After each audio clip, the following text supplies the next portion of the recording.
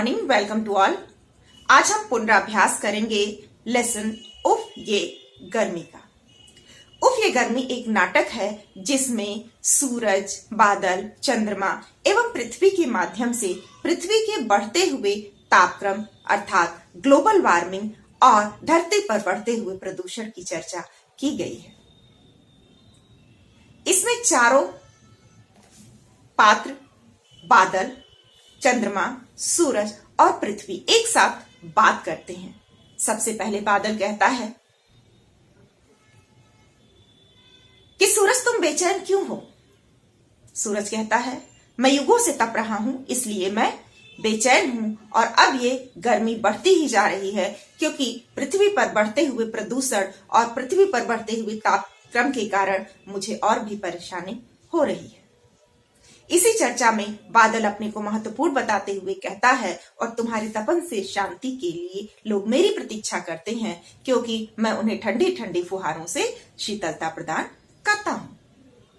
चंद्रमा कहता है तुम तो कभी कभी आते हो, मैं तो रोज सबके जीवन में आता हूं और रोज उन्हें दिन भर की तपन से शांति देता हूं, शीतलता का प्रसाद देता हूं। पृथ्वी आती है, तीनों को समझाती है, कहती है कि कोई किसी से कम नहीं। हमें ना तो खुद को किसी से कम आंकना है और ना ही किसी अन्य को खुद से कम समझना है। हम सब प्रकृति का हिस्सा हैं और सबकी अपनी अपनी वैल्यू है, अपना अपना महत्व है। सूरज दादा, आप तो इस बात को समझ सकते हैं, आप सदियों से संसार को प्रकाश देते आए हैं, सदियों से संसार को जीवन देते आए हैं।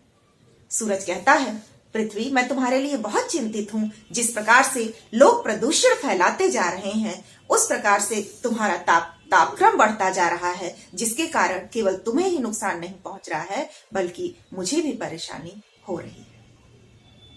इसी विषय वस्तु पर लिखी हुई ये नाट्य रचना है जिसके मुख्य बिंदुओं पर हम प्रकाश डालेंगे छोटे छोटे प्रश्नों के उत्तर के माध्यम से और कुछ मुख्य बिंदुओं के माध्यम से। तो सबसे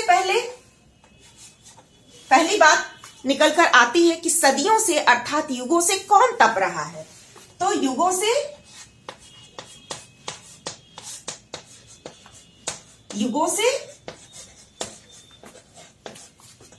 सूरज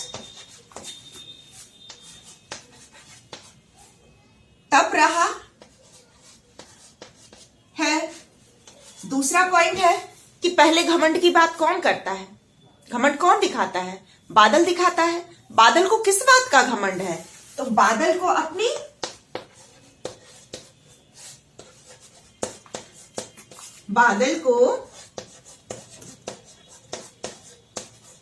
अपनी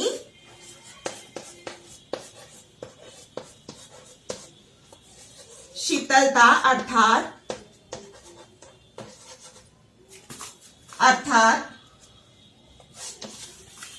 ठंडक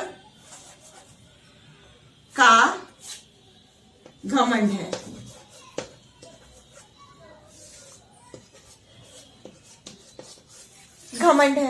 अब तीसरा पात्र आता है, ध्यान दीजिएगा, इसको एक बार दोहरा लेते हैं। युगों से कौन तप रहा है? युगों से सूरज तप रहा है। बादल को किस बात का घमंड है? बादल को अपनी शीतलता का घमंड है। अब बारी आती है चंद्रमा की।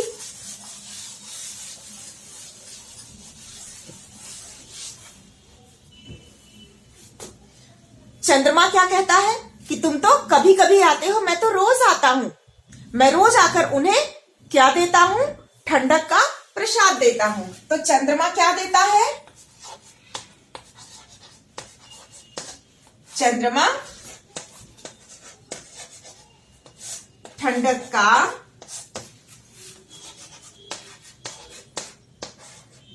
प्रसाद देता है। पृथ्वी सूरज, चंद्रमा और बादल को समझाती है, लेकिन पृथ्वी परिक्रमा किसकी करती है?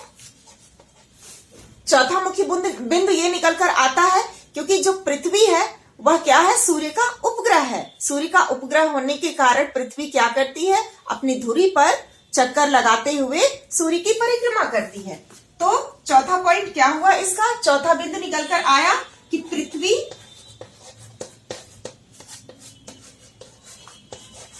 सूर्य अथवा सूरज, दोनों ही शब्दों का हम प्रयोग करते हैं, सूर्य की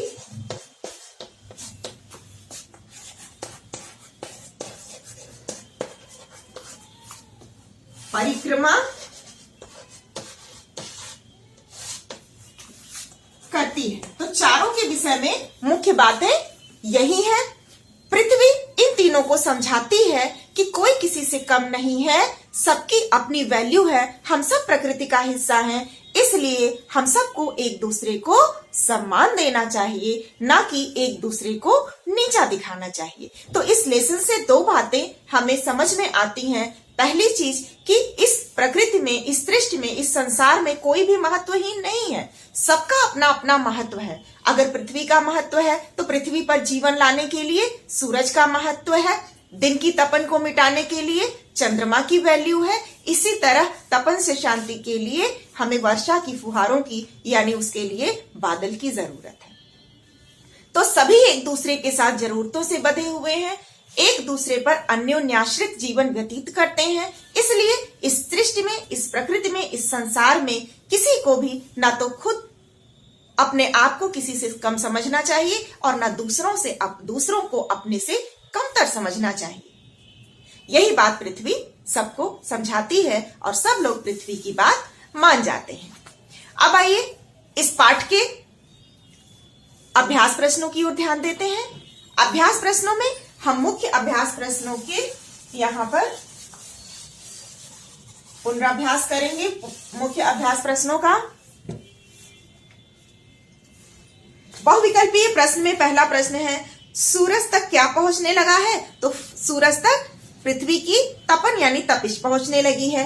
वातावरण प्रदूषित कैसे हो रहा है? धुएं से प्रदूषित होता है। और सूरज को किस बात के लिए दुख था? पृथ्वी पर प्रदूषण के लिए। इसलिए अगर सिर्फ पृथ्वी पूछता है तो आप पृथ्वी को ही विकल्प में चुनेंगे। अगले प्रश्न की ओर बढ़ते हैं। नीचे दिए गए विशेषण और विशेष शब्दों को ढूंढ कर लिखिए। पहला शब्द है, हम ऐसे कॉलम बना लेंगे,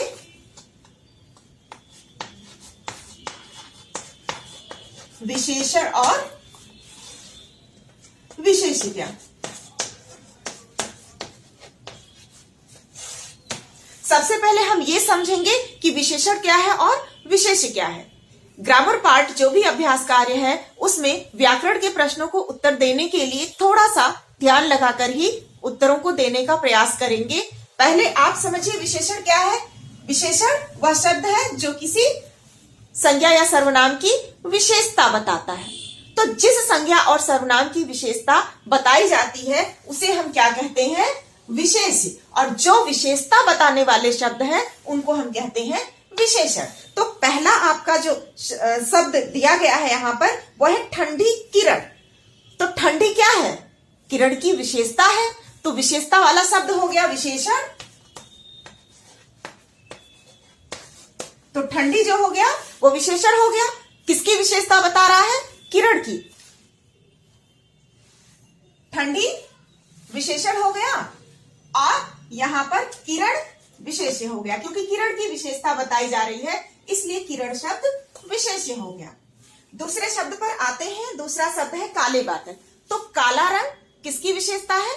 बादल की विशेषता बता रहा है। काले कचरारे बादल हम कहते हैं। तो काला रंग जो है वो किसकी विशेषता बता रहा है? बादल की। तो बादल क्या हो गया? विशेष्य हो गया। यहां विशेष में हम रखेंगे बादल को। और क्या विशेषता है बादल की? कि वह काला है। ठीक है। तो काले बादल में जो काला रंग है वह विशेषण है और बादल विशेष्य है। इसी प्रकार तीसरा जो हमारा शब्द है वह है चमकता सूरज। तो कौन चमक रहा है? सूरज चमक रहा है। तो सूरज हो गया विशेष्य और चमकता शब्द सूरज की विशेषता बता रहा है इसलिए ये हो गया विशेषण। इसी तरह से अगला शब्द है कठिन शब्द। तो कठिन किसकी विशेषता बता रहा है? शब्दों की, कि शब्द बड़े कठिन है। तो कठिन हो गया विशेषण और शब्द हो गया विशेष। इसी प्रकार से अन्य शब्द भी अगर आते हैं तो उनकी विशेषता को छांटकर विशेषण में लिखेंगे, और जिस शब्द की विशेषता बताई जाती है अर्थात जिस संज्ञा और सर्वनाम की विशेषता बताई जाती है उसे हम विशेष्य के अंतर्गत रखते हैं। और आप चाहें तो इसको ऐसे ही कॉलम बना करके आराम से लिख दें, क्लियर आंसर आपका यहां पर पता चलता है। अगले प्रश्न पर आते हैं।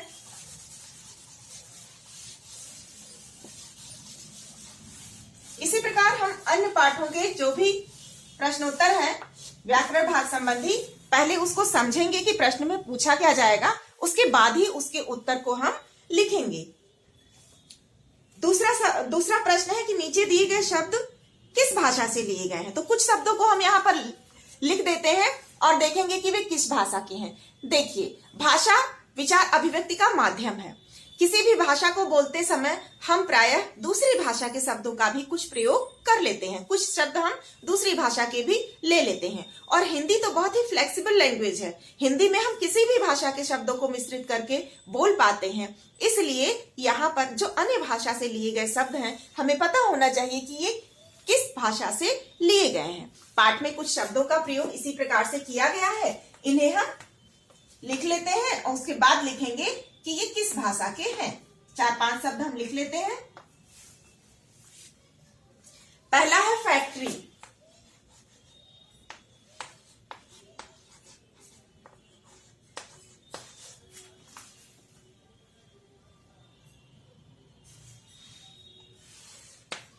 फैक्ट्री नाम से ही जाहिर है किस भाषा का शब्द है फैक्ट्री? अंग्रेजी भाषा का।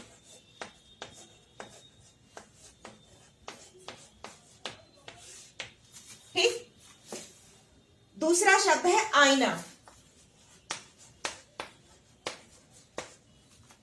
आईना फारसी भाषा का शब्द है। आईना फारसी भाषा से उर्दू में भी आकर उर्दू में भी प्रयोग होता है, लेकिन ये जो मूल शब्द है वो फारसी भाषा का है। आईना बड़ी की मात्रा लगती है। दूसरा शब्द है तारीफ। तारीफ यानी प्रशंसा। तारीफ उर्दू भाषा का शब्द है।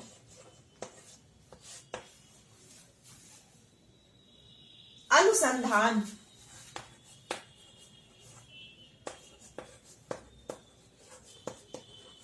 अनुसंधान यानी खोज।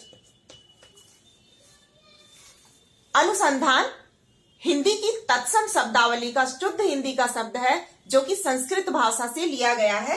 यहां पर हम अनुसंधान को हिंदी भाषा में लिखेंगे। आपको पता होना चाहिए कि हिंदी भाषा तो है ही, लेकिन हिंदी का तद्भव शब्द नहीं है, यह हिंदी का तत्सम शब्द है। अनुसंधान के बाद है एयर कंडीशन।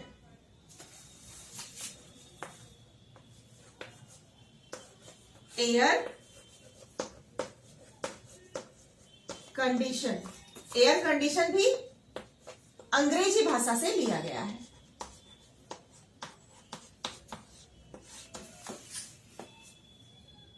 इसी प्रकार अन्य व्याकरण के प्रश्नों के उत्तर भी हम लिखेंगे, जैसे कि कुछ विकल्प दिया गया है सूरज का, चंद्रमा का, सृष्टि का, अमृत का, आईना का, और उन विकल्पों में से सही उत्तर चुनना है पर्यायवाची के लिए। तो सूरज का रवि, शशि, इंदिरा 3 विकल्प दिया गया है। तो शशि चंद्रमा का होता है, इंदिरा सूर्य के लिए प्रयोग होता नहीं है, इसलिए सूरज के लिए रवि शब्द ही सही पर्यायवाची है। तो रवि पे हम सही विकल्प चुनेंगे।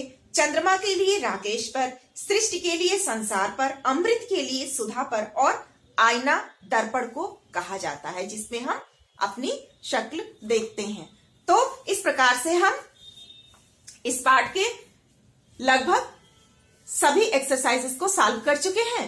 अगले भाग के मुख्य भागों का पुनराभ्यास हम अगले भाग में करेंगे। तब तक प्रतीक्षा कीजिए।